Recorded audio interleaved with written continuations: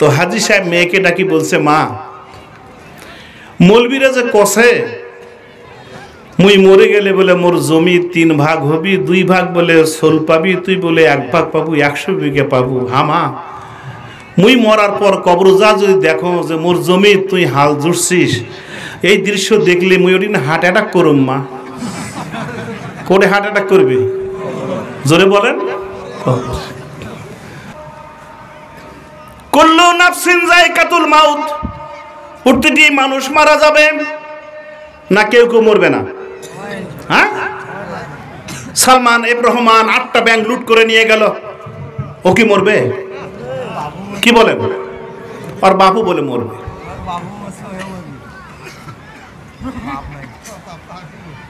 যে বিচারপতিরা দর্ব ভরে ফাঁসি দিত আলেম ওলামাদের, তারা বোধহয় মরবে না? মরবে। কালামানিক যখন আল্লামা দেলোয়ার হোসেন সাঈদীর ফাঁসির রায় দেয়, তখন বলে আমি রায় দিয়েছি, সাঈদীর ফাঁসির রায় আমি দিয়েছি। আল্লামা সাঈদী আল্লাহর কাছে দোয়া করেছেন, ভিডিও আছে, রেকর্ড আছে। তিনি বলেছেন, আল্লাহ, যেই লোকটা মিথ্যা মামলা তৈরি করে মিথ্যা সাক্ষী দিয়ে আমাকে জাতির সামনে বেইজ্জত করেছে, আল্লাহ তুমি তাকে বেইজ্জত করো। পালাতে ধরেছিল, পারে নাই, জনগণ ধরে ওরে খাসি করে বিসি আলাদা করে কলার পাতা শুয়ে রেখেছিল। জোরে বলেন ঠিক না? কালামানিকও মরবে না? মরবে না? আরো জোরে বলেন। কিসির ভয়? পুলিশ আসবে না, ভয় নেই। আমার ভাইরা, কুল্লু নাফসিন যায়কাতুল মাউত। হ্যাঁ পড়বে, কুয়াশা পড়বে, ডাবল দিতে হতো তাহলে পড়তো না। সব মানুষ মারা যাবে। কুল্লু নাফসিন যায়কাতুল মাউত ওয়া ইন্নামা তুওয়াফাউনা উজুরাকুম ইয়াওমাল কিয়ামাহ। কিয়ামতের দিন আমি তাদেরকে যা দেব, উজরত দেব, প্রতিদান দেব। ফামান যুহজিহা আনিন নার ওয়া উদখিলাল জান্নাহ ফাকাদ ফাজা। যে ব্যক্তি জাহান্নাম থেকে বাঁচলো, জান্নাতে গেল, সেই হলো কি? জোরে বলেন সফল। আরো বলেন আল্লাহু আকবার। তিনি হলেন সফল। আমার ভাইরা শুনেন, মারা আমরা যাবই, কেউ দুনিয়ায় থাকবো না চিরদিন। আজ আর কাল মরতেই হবে। মরার পরে আমাদের প্রথম বারজাগের স্থান হলো কবরের পরে হাসর। আইজা মিতনা ওয়া কুন্না তুরাবা জালিকা রাজুম বাইত। ওরা বলতো আমরা মরে যাব, মাটি হয়ে যাব, আবার এই পচা হাড্ডিগুলো জীবিত হয়ে উঠবে, এটা অসম্ভব। আল্লাহ বলেন, আমি সবাইকে একদিন তুলব। সেদিন ইয়াউমা ইয়াজমাউকুম লিয়াউমিল জামি যালিকা ইয়াউমুত তাগাবুন। সূরা তাগাবুনের 9 নম্বর আয়াত। ভাইরা আমার, আল্লাহর নবী একদিন উটের পিঠে চলে যাচ্ছে, তার পিছনে বসা একজন সাহাবী, নাম মায ইবনে জাবাল। কি নাম? চলতে চলতে রাসূল প্রশ্ন করলেন, মায, একটা কোরআনের অনুসারী, কোরআনের ফলোয়ার্স যদি মারা যায়, তাকে যখন কাফনের কাপড় পরা হয়, সেখানে কে থাকে? মায বললেন, নারী আর পুরুষ থাকে। বললেন, আর কে থাকে? বলে, আমি জানি না, আল্লাহ ভালো জানেন। 4 বার ডাকার পরে রাসূল বললেন, মায, একটা কোরআনের অনুসারী যদি মারা যায়, তাকে যখন খাটিয়ায় তুলে কাফনের কাপড়টা ভাঁজ করা হবে, তখন সেখানে আল্লাহর কোরআন গিয়ে দাঁড়িয়ে থাকে। আল্লাহু আকবার। আরো জোরে বলেন। মায বললেন, হুজুর, কোরআন কি করে? রাসূল বলেন, কোরআন কিছু করে না, বুকের কাছে শুয়ে থাকে। কাফনের ভাঁজ হয়ে গেল, তাকে নিয়ে যাওয়া হলো, জানাজা হলো, কবরে নামানো হলো। কিছুক্ষণ পর আল্লাহ 2 জন ফেরেশতা আসবে, মুনকির আর নাকির। মুনকির নাকির যখন এসে মাইয়াটাকে উঠে বসায়, তখন ওনের জ্ঞানটা ফিরে, জ্ঞানটা ডেভেলপ হয়ে যায়। আগেও জ্ঞান ছিল, কে গোসল করাইছে দেখেছে, কে জানাজা পড়ায় তাও দেখেছে, কে কবরে নামালো তাও দেখেছে, কথা বলতে পারে নাই। এখন মুনকির নাকির যখন তাকে উঠে বসালো, আগের চাইতে জ্ঞানটা এখন বাড়লো, সায়েন্সটা ডেভেলপ হলো।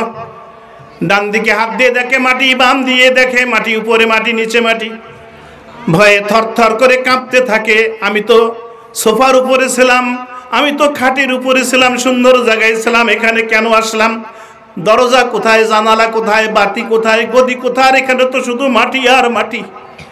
ভয়ে থরথর করে যখন কাঁপতে থাকবে, কাপড়ের ভাঁজ খুলে কোরআন সেখানে বের হয়ে আসবে। আল্লাহু আকবার।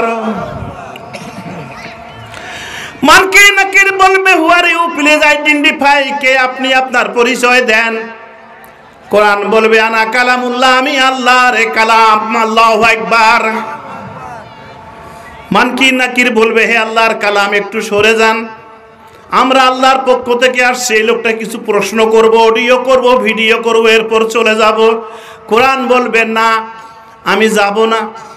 আল্লাহু আকবার। এই লোকটা আমার বন্ধু,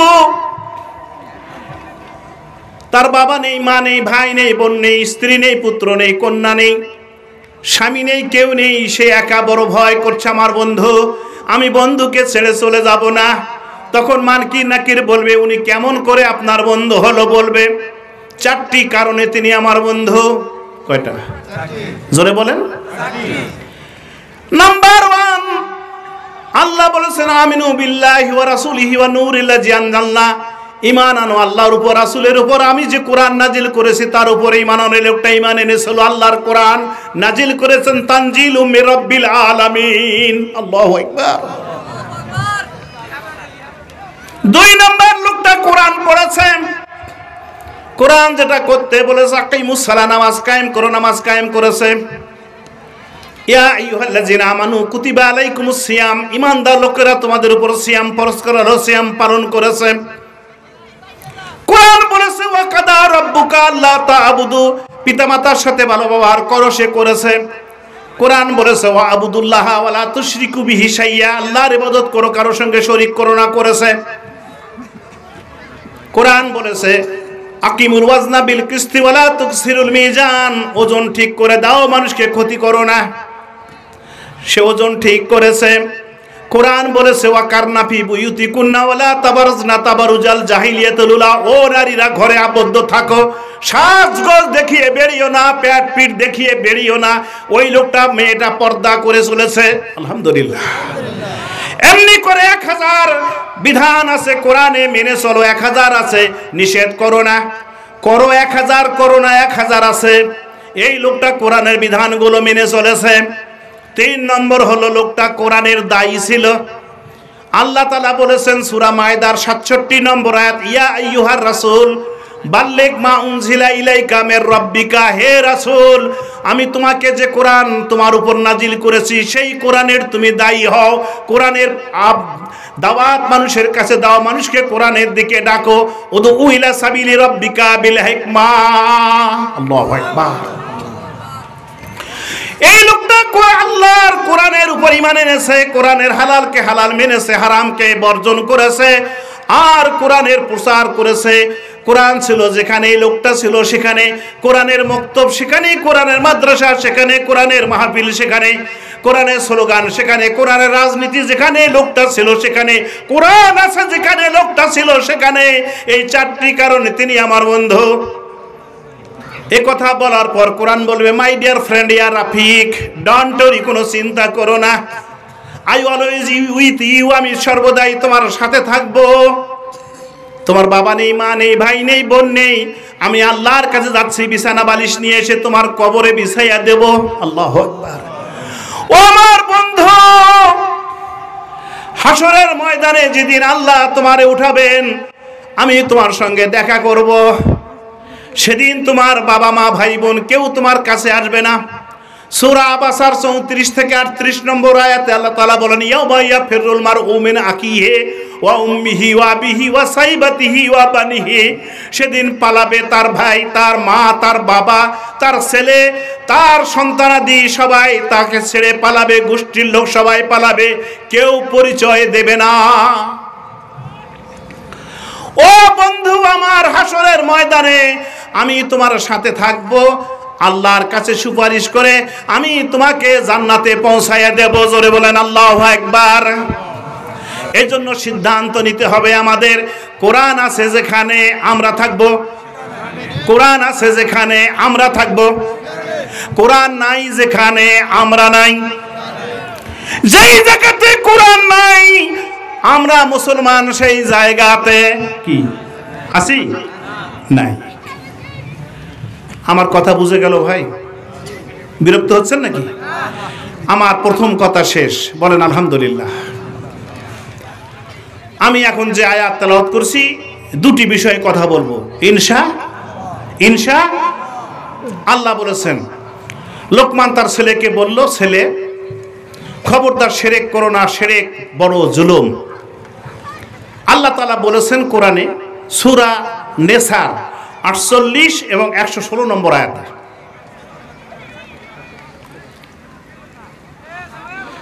আল্লাহ তাআলা বলেন, ইন্নাল্লাহা, নিশ্চয়ই আল্লাহ তাআলা, লা ইয়াগফিরু আন ইউশরিকা বিহি, যারা শিরক করে আল্লাহ তাদেরকে মাফ করবেন। ইন্নাল্লাহা লা ইয়াগফিরু আন ইউশরিকা বিহি ওয়া ইয়াগফিরু মা দুনা যালিকা লিমান ইয়াশা। এছাড়া যত গুনাহ আছে সে যদি চায়, আল্লাহ যদি মনে করে মাফ করবে। আল্লাহু আকবার। জিনা করেছে, খুন করেছে, অন্যায় করেছে, মিথ্যা বলেছে, চুরি করেছে, ডাকাতি করেছে, আল্লাহ যদি চায় তাকে মাফ করতে পারে, কিন্তু শিরক যে করেছে তাকে আল্লাহ মাফ করবেন? জোরে বলেন, করবেন না। সূরা মাইদার 72 নম্বর আয়াত, আল্লাহ তাআলা বলেন, ইন্নাহু মাইয়ুশরিক বিল্লাহ ফাকাদ হারামাহু আলাইহিল জান্নাহ, যে ব্যক্তি শিরক করলো আমি তার জন্য আমার জান্নাতটাকে হারাম করে দিয়েছি। জোরে বলেন নাউজুবিল্লাহ। শিরক 4 প্রকার। এই ছেলেরা তোমরা উঠে বসা করো, কোনো বসো, বসো। এই গেটে লোকগুলো এত ঘোরাফেরা করছেন, সব বসে যান। কোরআনের মাহফিল সুশৃঙ্খল ভাবে হবে, সেখানে উঠে বসা, দৌড় যাওয়া, জিলেপি খাওয়া, মেলা বসা আননেসেসারি। একটু দরুদ পড়ি, আল্লাহুম্মা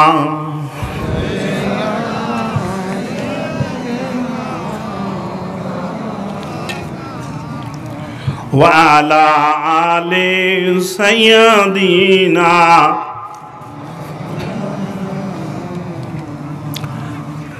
মোশাররফ, আমাকে সময়টা জানিয়ে দিলে ভালো হবে। আমি একটা খেয়াও বাড়াবো, ফির করবেন যে হুজুর শেষ করেন, কি বলেন, ঠিক কি না? আমাকে যে সময় দেবেন আমি সেই সময়ের মধ্যেই আমি আমার কথা গুটিয়ে আনার চেষ্টা করব ইনশাআল্লাহ। প্রধান বক্তা আসছে দূর থেকে, তারও হক আছে, আমি কারো অধিকারের উপরে হস্তক্ষেপ করতে চাই না। সম্মানিত ভাইয়েরা আমার, তাহলে যদি কেউ শিরক করে আল্লাহ তাকে মাফ করবেন না। শিরক শব্দটা আর ইংরেজি হচ্ছে পার্টনারশিপ। আল্লাহ বলছেন কোরআন এইভাবে সূরা তওবার 30 নম্বর আয়াতে, অকাল আল ইয়াহুদা উজাইর ইবনুল্লাহ, ইহুদিরা বলে উজাইর আল্লাহর বেটা। আল্লাহর কি কোনো বেটা আছে, বেটি আছে, বউ আছে? নাই। বাপ আছে, মা আছে? কুল হু আল্লাহু আহাদ আল্লাহুস লাম ইয়ালিদ ওয়া লাম ইয়াকুল লাহু কুফুয়ান আহাদ। তিনি কাউকে জন্ম দেন নাই, কারোর কাছ থেকে জন্ম নেন নাই। তিনি স্বয়ং সম্পূর্ণ, তিনি স্বপ্রশংসিত, তিনি আদি, তিনি অনন্ত। ওয়াকালাতিন নাসারা মাসিহ ইবনুল্লাহ, খ্রিস্টানরা বলে ঈসা আল্লাহর বেটা। ঈসা কি আল্লাহর বেটা? ঈসা আল্লাহর বেটা নয়। দুই দলের মধ্যে সংঘর্ষ, ইহুদের একদিকে, খ্রিস্টানেরা একদিকে, চরম মারামারি হবে। বলল আমরা আপোষ করি, দুই দলের 5 জন করে আমরা বিজ্ঞ ব্যক্তিদেরকে নিয়ে একটা বৈঠক করি। একটা কমিটি গঠন করা হলো, কেমন করে সমস্যার সমাধান করা যায়। 10 জন বসে সিদ্ধান্ত নিল, নাহনু ইবনুল্লাহ, শুধু ঈসাই আল্লাহর বেটা নয় আর উজাইর আল্লাহর বেটা নয়, আমরা সবাই আল্লাহর বেটা। জোরে বলেন নাউজুবিল্লাহ। শিরক 4 ভাবে হয়। কয় ভাবে বলবো? 1 নাম্বার, যদি কেউ মনে করে আল্লাহর ছেলে আছে, মেয়ে আছে, স্ত্রী আছে, এটা শিরক বিদআত, তার মূল সত্তার সঙ্গে শিরিক। মুসলমানরা এটা করে না, অমুসলিমরা করে না, করে না। এটা সরস্বতী, এটা লক্ষ্মী, এটা মনসা, এটা অমুক দেবী, এটা কার্তিক, এটা গণেশ, 14 কোটি দেবতা তাদের। 2 নম্বর শিরক হলো যে গুণটা আল্লাহর, সেই গুণটা যদি কোনো মানুষের মাঝে আছে মনে করা হয়, এটা কি? জোরে বলেন, এটা শিরক। যেমন গায়েবের জ্ঞান শুধুমাত্র কে জানে? আল্লাহ। কারো বিপদ দূর করার ক্ষমতা কার? কোন পীর সাহেবের মাজারে গিয়ে যদি কেউ বলে বাবা আমার ছেলে হয় না, একটা ছেলে দাও, মেয়ে হয় না, একটা মেয়ে দাও, আমার ভাগ্যের পরিবর্তন করে দাও, ব্যবসার উন্নতি দাও, এটা সুস্পষ্ট শিরক। কি বলেন, ঠিক কিনা? গায়েবের জ্ঞান, ভাগ্যের পরিবর্তন, সন্তান দেওয়া, বিপদ থেকে উদ্ধার করার ক্ষমতা কার? আল্লাহ। 3 নম্বর শিরক হলো শিরক বিল হুকুক। হাত জোড় করা, মাথা নত করা, সেজদা করা, শুধুমাত্র একমাত্র কেবলমাত্র করতে হবে কার সামনে? ওয়ারকাউ মার রাকিন। কারো সামনে করা, গাছের, মাছের, আগুনের সামনে সেজদা, এটা হারাম। 4 নম্বর শিরক হলো শিরক বিল ইখতিয়ার। জোরে বলেন আল্লাহু আকবার। এই আসমান সৃষ্টি করেছেন কে? জোরে বলেন। এই মাথার উপরে যে আসমান, এর উপরে আরো 7টা আসমান আছে। সুবহানাল্লাহ বলবেন না? সেই 7 আসমানের উপরে একটা সাগর আছে। এই সাগরের গভীরতা আসমান আর জমিনের গভীরতা যেমন, সাগরের পানির গভীরতা তেমন। সেই সাগরে 8 জন ফেরেশতা দাঁড়িয়ে আছে। রাসূল বলেছেন কত বড় ফেরেশতা আমি বলতে পারবো না, তবে আসমান আর জমিনের যে ব্যবধান, যে গভীরতা, এই গভীরতা সম্পন্ন সাগরে দাঁড়িয়ে আছে 8 জন ফেরেশতা, তাদের হাঁটু পর্যন্ত পানি স্পর্শ করে নাই। আল্লাহু আকবার। সেই 8 জন ফেরেশতার ঘাড়ের উপর আছে আল্লাহর আরশ। আরশের পুরুত্বটা আসমান জমিনের এই ব্যবধানের সমান, এই গভীরতার সমান। তার উপরে আসীন আছেন আল্লাহ সুবহানাহু ওয়া তাআলা। জোরে বলেন আল্লাহু আকবার। আল্লাহ লাহুল খালক ওয়াল আমর। সৃষ্টি করেছেন যিনি, বিধান দেবেনও তিনি। যদি কেউ মানুষের তৈরি আইন কায়েম করার জন্য চেষ্টা করে, আল্লাহর আইন যদি কারো ভালো লাগে না, এরকম লোক আছে না নাই? জোরে বলেন আছে না নাই? আল্লাহর বিধান চুরি করা, চুরি করেছে হাত কেটে দাও, জেনা করেছে সাক্ষী আছে ওরে পাথর মেরে হত্যা করো, যেই বিধানগুলো আল্লাহ ও রাসূল দিয়েছেন, হুদুদ, হদ, যেটা শাস্তির বিধান যেগুলো দিয়েছে আল্লাহর আইন, মানুষের তৈরি কোনো আইন মানা যাবে না। আইন মানতে হবে শুধুমাত্র কার? আল্লাহ। আল্লাহ তাআলা বলেছেন আমি তোমাদের জন্য সুদকে হারাম করেছি, আহলাল বাইয়া ওয়া হারামাহুর রিবা, তোমাদের জন্য ব্যবসা হালাল, সুদ হলো হারাম। কেউ যদি সুদের ব্যবসা করে, উনি যত বড় হাজি হোক, ওটা জাহান্নামী। কি বলেন, ঠিক কিনা? আরো জোরে বলেন, ঠিক কিনা? আল্লাহর আইনের পরিবর্তন যদি কেউ করে, কোন হাজি হজে যাওয়ার আগে যদি জমিগুলো সব ছেলেকে লিখে দিয়ে বেটিক ডাকি কয়, মা 10 কাঠা থুসো তোমার 5 বনি ভাগ করে নেন, আর দোয়া করলো মা তোরা দুধ ভাত খাবেন, বাপের দোয়া আসল, কেন হারামজাদা ওই দোয়া ছেলে করে পারিস না? কি বলেন, ঠিক কিনা? ছেলের জন্য দোয়া লাগে না, জমি লাগে, আর মেয়ের জন্য দোয়া লাগে। তোমার এই দোয়ার 4 পয়সার কোনো দাম নাই, ওটাও টাটকা কাফের। কি বলেন, ঠিক কিনা? তোর হজ কবুল হওয়া যখন গিয়ে কাবা শরীফে গিয়ে ডাক দেবে, লাব্বাইক আল্লাহুম্মা লাব্বাইক, আল্লাহ আমি হাজির, আল্লাহ আমি হাজির। আল্লাহ বলছেন ইয়া আব্দি লা লাব্বাইক, বান্দারে আমি হাজির নই। তুই যে টাকা নিয়ে আসছিস টাকাটা হারাম, তোর পোশাক হারাম, তোর নিয়ত হারাম, আমি তোর কাছে নাই, তোর গুনাহ মাফ নাই, তোর হজ কবুল নাই। জোরে বলেন আল্লাহু আকবার। বহু হাজি বাংলাদেশে এরকম আছে না নাই? জোরে বলেন। আমি নাম বলবো না, নলে আয় মাহমুদপুর ইউনিয়নে, ওইখানে এক হাজি সাহেব, একটা ছেলে একটা মেয়ে, 300 বিঘা সম্পত্তি তার। দুনিয়াতে ধনী মানুষ আছে না নাই? তা আমি মনে করলাম যে এই লোকটাই বোধহয় সবচেয়ে বড় ধনী। কাহারোল উপজেলায় একটা তাফসির মাহফিলে গেলাম, ওখানকার চেয়ারম্যান হলো সভাপতি। সভা শেষ করেছে, আমি বলছি হুজুর আপনার বয়ান খুব ভালো লেগেছে, তা আমার জন্য দোয়া করেন। আমার পরিচয় করে দিল, উনি আমাদের সভাপতি, ইউনিয়নের চেয়ারম্যান, এবং উনি ভূস্বামী। ভূস্বামী বোঝেন? বহু জমির মালিক। উনি বলতে দেখেন তো হুজুর আমাকে ঠাট্টা করে, আল্লাহ না দিছে তোমার কেমন, কতগুলো জমি আপনার কাছে আছে হুজুর? আরে মনে কর না কেন, আমি কি ভাগ নেব? তার কাছে হুজুর 2500 বিঘে জমি আমার। কয় হাজার? 2500। এই বছরের শুরুতে আমার ছেলের দাদি শাশু মারা গেল পোরশায়। সেখানে গেলাম, মাদ্রাসার চাকচিক্য দেখে আমি অ্যাস্টনিশ হয়ে গেলাম।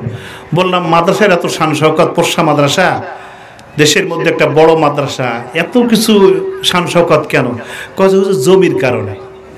এই মসজিদে, এই মাদ্রাসায় জমি আছে 1600 বিঘে। 1600 বিঘে জমি হলো মাদ্রাসা, আর 350 বিঘে জমি হলো মসজিদ। আর এখানে মুসাফিরখানা আছে, তার 200 বিঘা সম্পত্তি। সেখানে 200 লোক থাকবে, খাবে, যে কোনো এলাকার যে কোনো জায়গার হোক, 3 দিন পর্যন্ত তারা খাবে। 3 দিনে কাজ হয় নাই, যদি বলে হুজুর আমার তো 3 দিনে কাজ হয়নি, তাহলে তাকে বাইরে এক সন্ধ্যা খেয়ে এসে আবার রেজিস্ট্রেশন করতে হবে। জোরে বলেন আল্লাহু আকবার। প্রিয় ভাইরা আমার, আমি ওদিকে যাচ্ছি না, তো হাজী সাহেব মেয়েকে ডাকি বলছে, মা মৌলবীরা যে কষে মুই মরে গেলে বলে মোর জমি 3 ভাগ হবি, 2 ভাগ বলে সোল পাবি, তুই বলে 1 ভাগ পাবো, 100 বিঘে পাবো। হামা মুই মরার পর কবর যা যদি দেখো যে মোর জমি তুই হাল জুড়ছিস, এই দৃশ্য দেখলে মুই ওদিন হার্ট অ্যাটাক করুম। মা কোটে হার্ট অ্যাটাক করবি? জোরে বলেন তো। বা তোরা কি করছেন? বলে মুই তোমাকে না কিছু কিছু জমি কিনে দিম মা, মোর সলির জমি তুই হাল জুড়িস নে, দেও। তো জামাইটাকে বললাম কি ব্যাপার, তোমার অভিযোগ? কথা না, আমি কি অভিযোগ করবো, আমাকে 30 বিঘা সম্পত্তি কিনে দিছে শ্বশুর বাঁচি থাকতেই। আলহামদুলিল্লাহ বলেন, তাও তো দিছে 30 বিঘা, ছেলে খুশিতে খুশি। 30 বিঘা সম্পত্তি কি চারটিখানি কথা? 10টা গৃহস্থের মালিক। ভাইরা আমার, তাহলে আল্লাহর আইন বাদ দিয়ে যারা মানুষের তৈরি আইন, মাথায় টুপি থাক আর হাজি হোক, যদি কোন মানুষের তৈরি আইন, আল্লাহর আইন বাদ দিয়ে মানুষের তৈরি আইন কায়েম করার জন্য চেষ্টা করে, ওটাও কাফের। জোরে বলেন, আরো জোরে বলেন। সূরা মায়দা 44 নম্বর আয়াত, ওয়ামাল্লাম ইহকুম বিমা আনজালাল্লাহু ফাউলাইকা হুমুল কাফিরুন। আল্লাহর আইন বাদ দিয়ে মানুষের তৈরি আইনের যারা ফয়সালা করে, ওরা কাফের। এটা আমি আবুল কাসেম, আমার কথা নয়, কথা কার? আরো জোরে বলেন। আমার ভাইয়েরা, আমি 3টি বিষয়ে কথা বলবো। ভূমিকায় বলেছি কোরআন কেন মানব, এ কথা বলেছি আমি। 2 নম্বর বিষয় বলেছি শিরক থেকে আমাদের মুক্ত থাকতে হবে। কি থেকে? শিরক হলো বড় গুনাহ।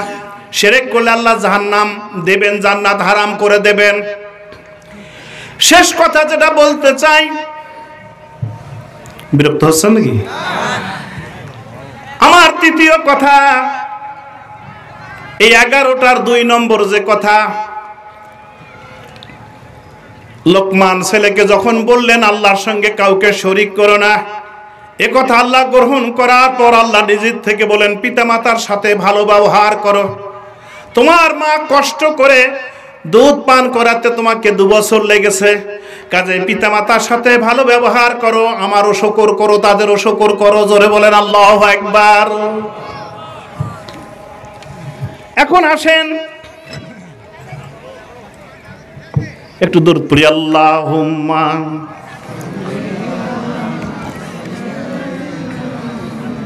একটু চিনি কম হবে, খুব বেশি।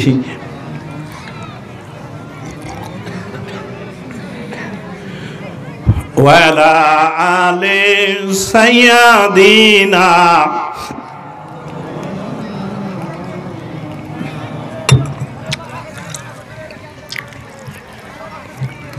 ভাইরা আমার, আসেন।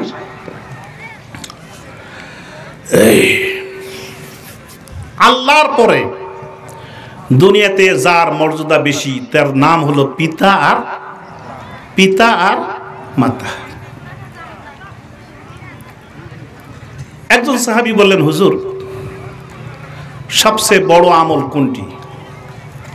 তিনি বললেন, রাসূল বললেন, যথা সময়ে নামাজ আদায় করা, পিতামাতার খেদমত করা। আলহামদুলিল্লাহ বলেন।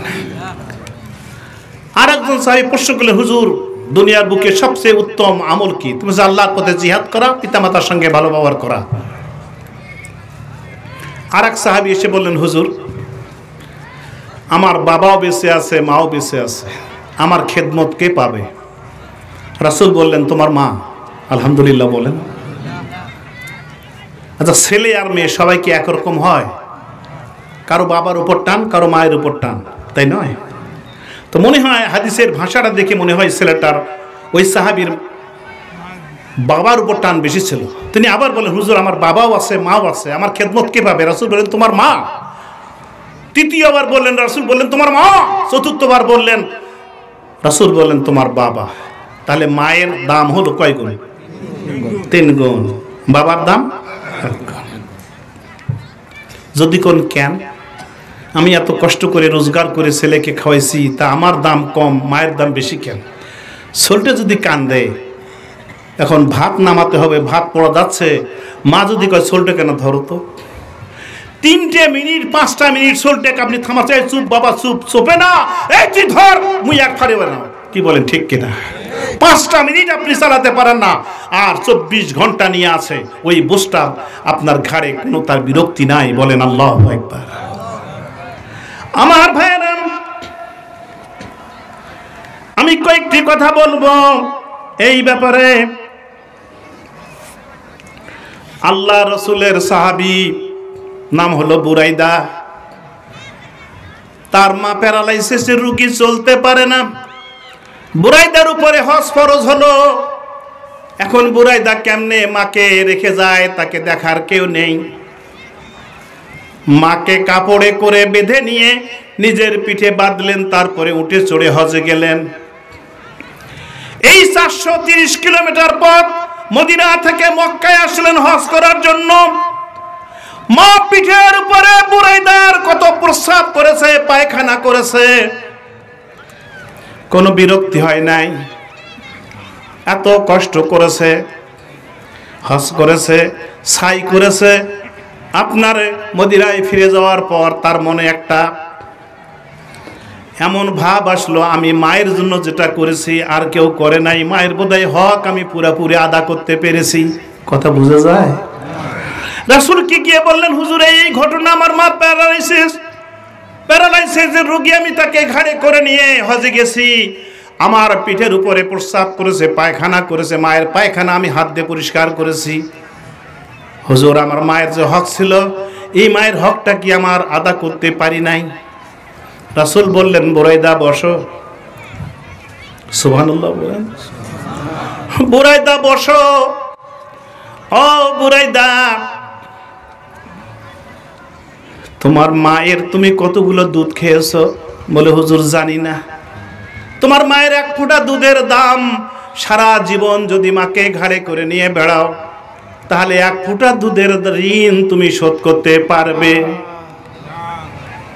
ও বুরাইদা শোনো, তোমার মা যখন তোমাকে দুনিয়ার বুকে নিয়ে আসার জন্য কোঁত দিয়েছে, প্রেসার দিয়েছে, ডেলিভারি পেইন শুরু হয়েছিল, একটা চোখ মায়ের যে কষ্ট হয়েছে, তুমি যদি তোমার গায়ের চামড়া কেটে সেই চামড়া পাকা করে জুতা বানিয়ে মাকে দাও, মা যদি তোমার জুতায় পরে, তাহলে তোমার একদিন এই প্রসব বেদনার সময় একবার কোথের দাম শোধ হবে না। জোরে বলেন সুবহানাল্লাহ। এটা হলো মা।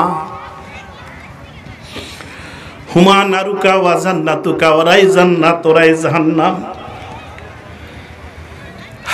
বনি ইসরাইলের 3টি ঘটনা বলে আমার কথা শেষ করছি। আমি বললাম যে আমাকে সময়টা বেঁধে দেন, আমি 9:30টায় শেষ করবো ইনশাল্লাহ। আপনারা প্রধান বক্তাকে নিয়ে আসার চেষ্টা করেন। 9:30, 2-4 মিনিট কম বেশি ইনশাল্লাহ। সবাই বলেন ইনশাআল্লাহ। জি 10:30।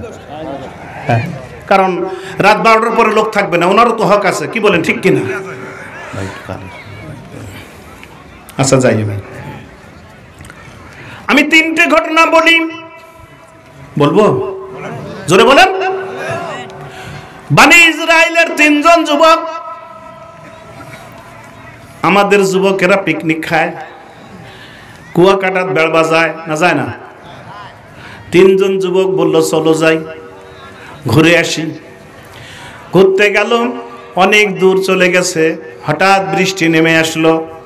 কি করে তারা, পথ নাই, পাহাড়ের গুহার মধ্যে ঢুকে গেল। কয়জন? জোরে বলেন। বৃষ্টি হচ্ছে মুষলধারে, হঠাৎ বিশাল একটা পাথরের খণ্ড এসে গুহার মুখের উপর আটকে গেল। একটু আলো দেখা যায়, গুহাটা বন্ধ হয়ে গেল। 3 জন হাউমাউ করে কাঁদতেছে, কি হলো রে কপালে, কি হলো, আর কারো সঙ্গে দেখা হবে না। 3 জন কেন, 300 জন যদি ধাক্কায় ও পাহাড়টা, ওই আপনার পাথরটা সরাতে পারবে না। কথা বুঝে যাচ্ছে? তাদের মধ্যে একজন বলল, ভাই আশেপাশে কোনো লোক নাই, বসতি নাই, আমরা যত কান্নাকাটি করি বাবা মা শুনতে পাবে না, কেউ শুনতে পাবে না। তবে যদি আমরা আরেকজনের কাছে, তাকে যদি ডাকি, তার কাছে কাঁদি, তিনি উদ্ধার করতে পারবেন। আল্লাহু আকবার। তিনি কে? আরো জোরে বলেন। 3 জন বলতেছে, আসো জীবনে নেক আমলগুলো আমরা উদ্ধৃত করে একটা একটা করে আমল আল্লাহর কাছে দিয়ে আমরা প্রার্থনা করি। একজন বলতেছে, রাব্বুল আলামিন, বনি ইসরাইলের জন্য তুমি নিয়ম করেছো আগে বাপ মা খাবে, তারপরে ছেলে। আল্লাহ, আমি একদিন আমার গরু ছাগলগুলো নিয়ে অনেক দূর গেলাম, ফিরে এসে দেখি মা ঘুমিয়ে গেছে, খায় নাই, অনাহারে। ছাগল দোয়ালাম, দুধ হলো, দুধের বাটি নিয়ে গিয়ে মায়ের সামনে দাঁড়িয়ে থাকলাম, ঘুম ভাঙ্গুক। আমার ছেলে মেয়েগুলো কাঁদতেছিল, বাবা ক্ষুধা লাগছে, খেতে দাও। আগে মাকে খেতে দিতে হবে, আল্লাহর বিধান। ছেলেগুলোর কান্না আমার চোখ দিয়ে পানি টপ টপ করে পড়ে। আমি কষ্ট, বুকে ব্যথা পেয়েছি। বাচ্চাগুলোর কান্না আমার কলিজা ভেঙ্গে খান খান করেছে। তোমার বিধান আমি মেনেছি আল্লাহ, আমি আমার বাচ্চাদেরকে খেতে দেয়নি, ওরা কাঁদতে কাঁদতে ঘুমিয়ে গেল।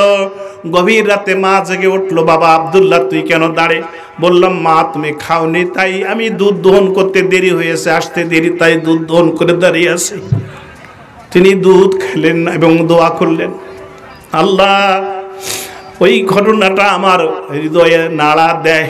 আল্লাহ, এই কাজটা করেছি তোমার খুশির জন্য, রাব্বুল আলামিন মেহেরবানি করে এই নেক আমলের ওসিলায় তুমি আমাদেরকে এখান থেকে উদ্ধার করে দাও। দোয়া করার সঙ্গে সঙ্গে পাথরটা একটু সরে গেল। আল্লাহু আকবার। বের হওয়ার উপায় নাই, সরে গেল। দ্বিতীয় জন দোয়া করতেছে, আল্লাহ, আমার একটা গোলাম ছিল, অনেক দিন আমার বাড়িতে কাজ করেছে।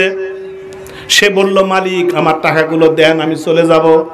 বলে ঠিক আছে, কোন দিন যাবে? বলে অমুক দিন। দিন তারিখ ঠিক হলো, আমি টাকাও রেডি করলাম। হঠাৎ সে আমাকে না বলে চলে গেল, আর খুঁজে পাই না। অনেক দিন পরে তার টাকাগুলো আমি গরু ছাগল ইত্যাদি কিনে এগুলা বড় করেছি। অনেক দিন পরে এসে বলছেন, মালিক আমার টাকাটা দেন। আমি বললাম, এই ছাগল ভেড়া উট দুম্বা গরু এলে সব তোমার। ও বলল, আমার সঙ্গে মস্কারা করবেন না। বলে, মস্কারা নয়, তোমার টাকা আমি আলাদা করে রেখেছি, এগুলো সব তোমার নিয়ে যাও। আমার চোখের সামনে ছাগলের পালগুলো সে হাঁকিয়ে নিয়ে চলে গেল। আল্লাহ, আমি এতটুকু দুঃখ করি নাই, আল্লাহ এই কাজটা করেছি তোমার খুশির জন্য। আল্লাহ, তুমি মেহেরবানি করে আমাকে এই কাজের ওসিলায় তুমি এখান থেকে উদ্ধার করে দাও। পাথরটা আর একটু সরে গেল। আল্লাহু আকবার। লোক ছিল কয়জন? দোয়া করলো কয়জন? থাকলো আর কয়জন?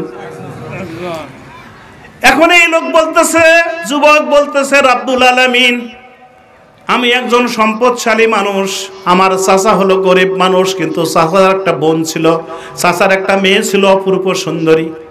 আমি অনেক তাকে চেষ্টা করেছি, নিয়ে বিনিয়ে অনেক প্রস্তাব দিয়েছি, কুপ্রস্তাব দিয়েছি, কোনোদিন সে রাজি হয় নাই। অভাবের তাড়নায় ওই মেয়েটা আমার কাছে, আমার বোন আমার কাছে এসে বলল, ভাইজান তোমার অনেক সম্পদ, আমরা বিপদে পড়েছি, মেহেরবানি করে তুমি আমাকে কিছু টাকা দাও। আমি বললাম, আমার যদি মনের আশা পূরণ করো দেব। রাজি হয়ে গেল। টাকাও দিলাম, তাকে স্বর্ণ মুদ্রা দিলাম 120 দিনার। তাহলে 120 ভরি, এখন বর্তমানে 1,20,00,000 টাকার মতো দিলাম। তাকে নিয়ে গেলাম নিভৃত স্থানে, জঙ্গলে, তার সঙ্গে কুকর্ম করব। আমি রেডি হচ্ছি। বোনটা বলল, ভাই একটু দাঁড়াও। কি করতেছো? বলে আমার মনোবাসনা পূরণ করার জন্য আমি রেডি হচ্ছি। বলে একটু দাঁড়াও, যদি কেউ দেখে ফেলে। কোসে কেউ দেখবে না, এখানে কেউ নাই। বলে মাথাটা একটু উপরে তোলো, দেখো তো কাকে দেখা যায়। বলে উপরে তুললাম, কেউ নাই। বোন বলছে, আর একজন আছে। কে? আরো জোরে বলেন।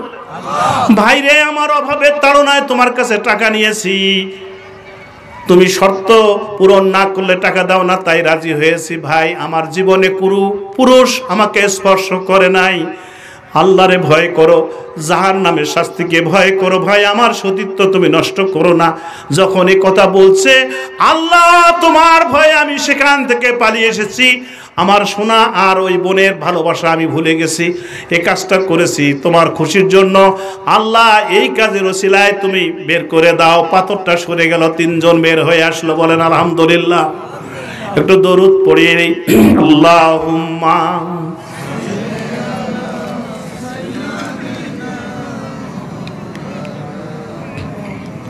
ওয়ালা আলি সাইয়্যিদিনা। 3টি ঘটনা বলে শেষ করবে, একটা শেষ। 2 নম্বর ঘটনা, বনি ইসরাইলের যুগে জুরাইজ নামের এক ওলি ছিল আল্লাহর।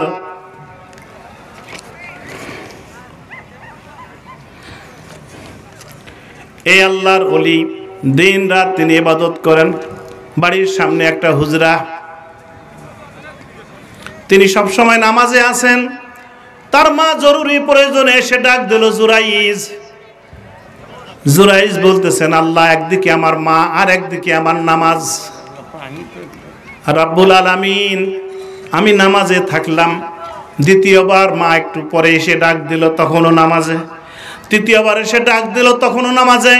মা রাগ করে বললেন, জুরাইজ রে, আমি মা তোরে ডাকি, তুই আমার ডাকে সাড়া দিস না, আমি তোরে অভিশাপ দিলাম। আল্লাহ যেন তোকে জেনার তহমত দেয়, মানুষ যেন তোকে জেনাকার হিসেবে আখ্যায়িত করে, জেনার অভিযোগ তোর যেন জীবনে আসে। আসলে জুরাইজ কি কোনো জেনা করেছে? জোরে বলে, করে নাই। মায়ের অভিশাপ সঙ্গে সঙ্গে কবুল হয়ে গেল। কবুল করেন না আল্লাহ। আর জুরাইজকে বাঁচাবার দায়িত্ব কার? এলাকার কিছু সন্ত্রাসীরা একত্রিত হয়ে বলতেছে, আরে জুরাইজ বলে বড় দরবেশ হচ্ছে, বলে হ, ওর দরবেশগিরি ছুটাতে হবে। ক্যাং করে ছুটাই? কসে মেয়ে ভাড়া করো। অপূর্ব সুন্দরী এক বেশ্যাকে ভাড়া করা হলো। বলা হলো পারবে? বলে হ্যাঁ পারবো, টাকা দাও। পারবো, টাকা অ্যাডভান্স নিয়ে নিল। দিন রাত আসে জুরাইজের কাছে, হুজুর পানি পড়া দেন, হুজুর পেটটা ঝাড়ি দেন, পেটের কাপড় খুলে দেয়, এটা করে ওটা করে। জুরাইজ তাকায় না, ঘুরে আর আসে, কাজ হয় না। পাশে এক রাখাল ছিল, বলছে কোথায় যাও? বলে হুজুরের কাছে। বলে লাভ হবে না। রাখাল তার প্রেমে পড়ে গেল, রাখালের সঙ্গে মেলামেশা করে পেটে বাচ্চা আসলো, কনসিভ হলো। সন্ত্রাসীরা বলল কি খবর? বলে পেটে বাচ্চা আসছে।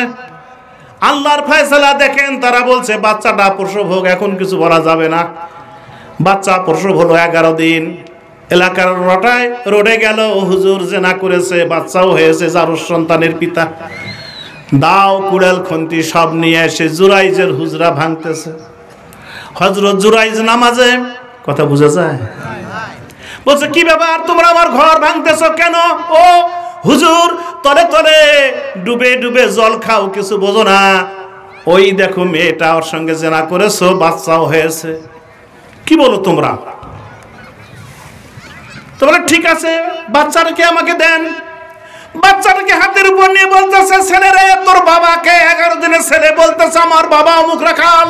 জোরে বলেন আল্লাহু আকবার। তাহলে জেনার তহমত দেওয়া হলো, জেনা থেকে মুক্ত করে দিলেন কে? আল্লাহ। লোকেরা বলল, হুজুর সোনা দিয়ে আপনার ঘরটা বানিয়ে দিই। বলে না, লাগবে না, জেঙ্কা আছে অঙ্কেই করে দেও। বলেন আল্লাহু আকবার। 3 নম্বর কথা বলে আমার কথা শেষ করছি। অনেকগুলো উদাহরণ আছে, শুনে যান। আল্লাহর নবীর জীবনের তার একজন সাহাবী, তার নাম হলো আলকামা। কি নাম?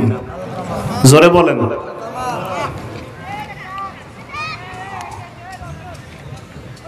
অসুস্থ হয়ে গেল আলকামা, বাঁচার লক্ষণ কম। বন্ধুরা এসে পাশে বসে কোরআনের তালকিন দিচ্ছে, কালেমার তালকিন দিচ্ছে, পড়ো লা ইলাহা ইল্লাল্লাহ।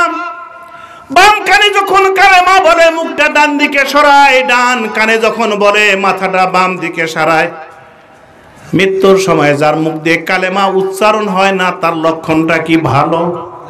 জোরে বলে, ভালো নয়। নবীর কাছে গিয়ে বলা হলো, হুজুর দুঃসংবাদ। রাসূল বললেন, কেন? আলকামা কি মারা গেছে? বলে, মারা যায় নাই, তবে চেষ্টা করলাম আমরা, কালেমা তার মুখ দিয়ে বের হয় না। রাসূল বললেন, তার মা আর বাবাকে নিয়ে আসো। বলে, হুজুর ওর বাবা নাই, মা আসলে, মাকে নিয়ে আসো। মাকে নিয়ে আসা হলো। রাসূল বললেন, আপনি কি আলকামার মা? বললেন, হুজুর হ্যাঁ। এবার রাসূল বলছে, আপনার ছেলের চরিত্র কেমন? বলতেছেন, মা খুব ভালো, 5 ওয়াক্ত নামাজ জামাতে পড়ে, এশার নামাজের পড়ে যায় নামাজে দাঁড়িয়ে যায় নামাজ পড়ে, আর কোরআন শরীফ পড়ে। কোরআন পড়ে পড়ে অর্ধেক রাত হওয়ার পরে আবার তাহাজ্জুদের নামাজ আদায় করে। মিথ্যা কথা বলে না, চুরি করে না, গীবত করে না। ছেলে আমার খুব ভালো। আল্লাহর নবী বললেন, আমি জানি আপনার ছেলের আমল, আমি জানি। একটা জিনিস জানি না, আপনি মা ও আপনার ছেলে, আপনি ছেলের উপর খুশি না বেজার? মা চুপ করে আছে, কথা বলে না, তাহলে কোনো ব্যাপার আছে না নাই? চলে বলেন। নবী বলেন, কি হলো, কথা বলেন না কেন? বলতেছে, হুজুর ছেলের উপর, ছেলে আমার ভালো, তবে আমি ছেলের উপর খুশি নই, বেজার। কেন? আপনাকে গালি দেয় বলেন না, মারে বলেন না, খাবার দেয় না বলে দেয়, কাপড় দেয় না দেয়, ওষুধ দেয় না বলে দেয়। তাহলে ভাত দেয়, কাপড় দেয়, চিকিৎসা করে, গালি দেয় না, মারে না, টেক কেয়ারও করে, তারপরেও আপনি ছেলের উপর বেজার কেন? কথা বুঝে যায়? চোখের পানি ছেড়ে দিয়ে মা বলছেন, হুজুর ছেলেটা যখন দুধের বাচ্চা, তার বাবা যুদ্ধের ময়দানে গিয়ে শহীদ হয়েছে। ওর বাবা যখন মারা গেল, 4 মাস পরে কত যুবক ছেলে আমাকে বিয়ের প্রস্তাব দিল। মনে করলাম আমি যদি এখন বিয়ে বসি, ছেলেটার আমার কষ্ট হবে। আস্তে আস্তে বড় হলো, মনে করলাম আর একটু বড় হোক। এইভাবে অনেক বড় হয়ে গেল, মনে হলো অনেক দিন কেটে গেল, আর বিয়ে করব না। এই দুঃখ করে ছেলেটাকে আমি লালন পালন করেছি। বড় যখন হয়ে গেল, সুন্দর একখান বউ দেখে বিয়ে দিয়েছি। বউ পাওয়ার পরে ছেলের চরিত্র আমার ঠিক থাকলো না পরিবর্তন হলো? আরো জোরে বলেন। মসজিদে ইমাম সাহেব খুতবা দেয়, কেউ শুনে না, খালি ঘুমায় আর ঘুমায়। রাত্রিবেলা বউ যখন খুতবা দেয়, তখন স্বামী মনোযোগ সহকারে শোনে। কি বলেন, ঠিক কিনা? তোরা কেন এত গুদরিয়াও জান টানমিন? ভিন্ন হয়ে যাও। বাপ আমার এটা দিবি, বোন মোর ডেকসা দিবি, আমার খালা এটা দিবি, ফুবে এটা দিবি, আমরা সুখে থাকবো। এইরকম পরামর্শ দেয় না, দেয় না? ছেলে গোসা হয়, বাপের সাথে খারাপ ব্যবহার করে, মায়ের সাথে খারাপ ব্যবহার করে, মাকে বলে কুটনি বুড়ি, বাবাকে বলে হারামজাদা, কথা বলতে চায় না। হুজুর আমার জীবনের স্বাদ আহ্লাদকে আমি দাফন করে, আমি সবগুলোকে মাটিতে চেপে রেখে আমার ছেলের সুখের জন্য আমি তাকে বিয়ে দিয়েছি, বড় করেছি। আমার বিবাহ বন্ধনে আমি আর আবদ্ধ হইনি। এই ছেলে আমার যখন স্ত্রীর কথা মতো চলে, তখন আমার বুকটা ফেড়ে যায়। নবীজি বললেন, মাফ করে দেন। বলে, না হুজুর, মাফ করতে পারছি না। রাসূল ডাক দিয়ে বলেন, বেলাল শুকনো কাঠ নিয়ে আসো। কি হবে? কাঠ নিয়ে এসে মসজিদে নববীর সামনে কাঠগুলো পালা করে আগুন লাগে দাও। যখন দাউ দাউ করে জ্বলবে, আলকামাকে নিয়ে এসে জীবিত অবস্থায় আগুনের মধ্যে ঢুকে দাও। মায়ের সামনে যখন ছেলেকে আগুনে দেওয়ার সিদ্ধান্ত দিলেন রাসূল, অজর নরে কাঁদছেন, বলছেন ইয়া রাসূলুল্লাহ, আমার যে ছেলে 5 ওয়াক্ত নামাজ জামাতে পড়ে, রাত জেগে তাহাজ্জুদ পড়ে, কোরআন পড়ে, এরকম ভালো ছেলেকে আপনি আগুনে পুড়ে মারবেন? রাসূল বললেন, যে ছেলে তার মায়ের উপর খুশি নয়, যে ছেলের উপর মা খুশি নয়, তার জীবনের নামাজ, রোজা, হজ, যাকাত, দান খয়রাত আল্লাহ কবুল করবেন? আল্লাহ কবুল করবেন? শুকনো খেড়ে আগুন লাগিয়ে দিলে যেমন পুড়ে যায়, আলকামার কোন নেক আমল আল্লাহর দরবারে যাবে না। আমাদের সমাজে আজকে এই কোরআনের শাসন না থাকার কারণে, কোরআনের বিধান না থাকার কারণে পৃথিবীর মধ্যে এক স্বৈরাচারের কারণে আলেম ওলামারা নির্যাতনের শিকার। আর ওই হুন্ডা আর গুন্ডা নিয়ে বউ নিয়ে আসার পর শাশুড়ি আর শ্বশুর বইয়ের দ্বারা নির্যাতনের শিকার। আরো জোরে বলেন ঠিক কিনা? মা বললেন, হুজুর আমি ছেলেকে মাফ করলাম। নবীজি বললেন, যাও দেখে আসো। সাহাবীরা দৌড়ে গেল,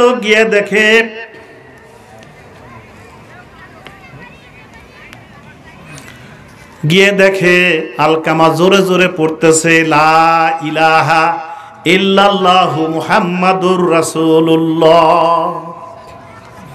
মা খুশি ছিল না তখন, কালেমা বের হয় নাই। মা খুশি হয়েছে কালেমা মুখ দিয়ে। বলেন আল্লাহু আকবার। আমাদের ঘরেও মা আছে। আরো অনেকগুলো ঘটনা আছে, যাবার সুযোগ নেই। আমার ভাইরা, যুবক ভাইরা, আপনাদের পা ধরে আমি বলি, যাদের মা আছে কথা বলেন না। যদি 2 টাকার আলাপাতা চায় তাহলে পারবে নাও। বলে না? বাবা মোর একটা গ্যাসের বুড়ি আনিস তো। তোর কত গ্যাসের বুড়ি? আগে তো গ্যাসের বুড়ি দিয়ে পুঁতি ফেলাম। এরকমও কথা কয় না? জোরে বলেন। শাশুড়ি আসছেন, আম্মা কি খাবেন? ছাগলের মাথা, রুইয়ের মাথা। কি খায়? দেশি মুরগি, নদীর মাছ, ট্যাংরা কোথায় পাওয়া যায় সব নিয়ে এসে খায়। পাশের বারান্দাতে মা বসে আছে, সেখানে আলুর ভর্তা দিয়ে ভাত খাচ্ছে। ছেলে একবারও সেদিকে তাকায় না। এই ছেলে মরে গেলে সরাসরি জান্নাতুল ফেরদাউস। কি বলেন? সরাসরি জাহান্নাম, সরাসরি কি? আরো জোরে বলেন। এই জন্য আমি ওয়াজ এতটুকু বলতে চাই, যারা আমরা জেনে না জেনে, বুঝে না বুঝে মায়ের সাথে খারাপ ব্যবহার করেছি, পা ধরে মাপ নেন, কপাল খুলে যাবে। মায়ের সাথে যদি খারাপ ব্যবহার করেন, বাবার সাথে খারাপ ব্যবহার করেন, যত কোটি টাকার মালিক হন, আপনার বরকত আসবে না, আপনি শান্তি পাবেন না। কথা কার? জোরে বলেন। সূরা হামিদ আপনার তোহায় আল্লাহ তাআলা বলেছেন, ওমানারা জান জিকরি, দুনিয়ার জীবনে যারা কোরআন থেকে দূরে সরে থাকবে, ফাইন্নালাহু মাইশাতান দানকা, দুনিয়ায় তার সুখ, তার শান্তি থাকবে না, অশান্তির আগুনে জ্বলবে। ওয়া নাহশুরুহু ইয়াউমাল কিয়ামাতি আমা, কবর থেকে হাসরের ময়দানে যেদিন উঠবে তার চোখে কোনো আলো থাকবে না। কলা রাব্বি লিমা হাসারতানি আমা, আল্লাহকে বলবে, আল্লাহ আমার চোখ ছিল, কে আমাকে মরণের সময় কে ঔষধ দিল, কে আমার জানাজা করলো, সব দেখেছি, এখন আমি হাসরের ময়দানে উঠলাম, আমার চোখে আলো নাই কেন?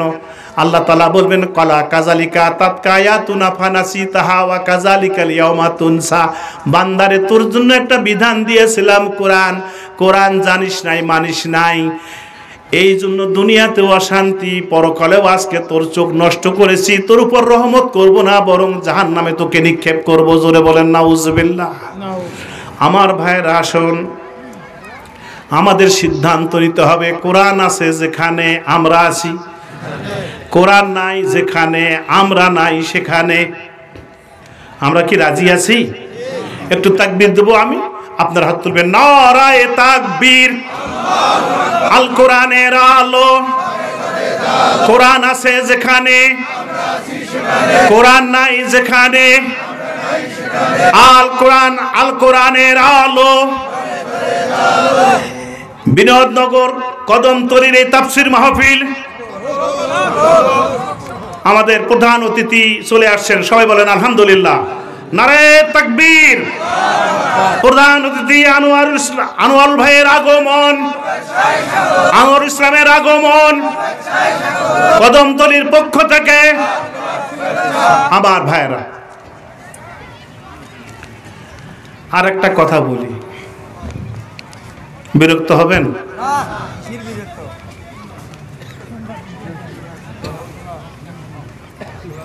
একটা হাদিস বলি, আমি শেষ করব।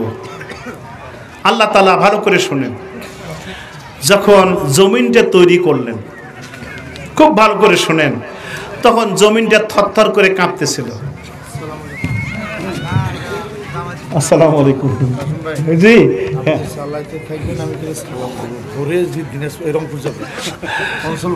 জি নেন, খুলে দেবো এটা, কোনটা দাও?